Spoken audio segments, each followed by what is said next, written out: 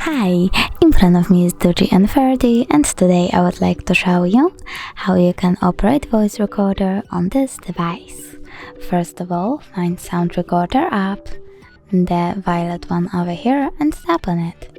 Then click on this left red button to start your recording. Tap Allow, and as you can see, my recording is now on. If you want to pause it or unpause it, click on the same red button.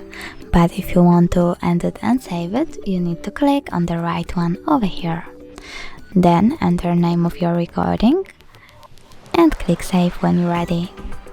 Now tap on the same right button over here to see list of all your recordings. If you want to delete one of them, just hold it. And as you can see, and tap on the bin icon at the top right corner over here. After that, choose OK. Thanks so much for watching. If you enjoyed this video, don't forget to leave a like, comment and subscribe. Bye!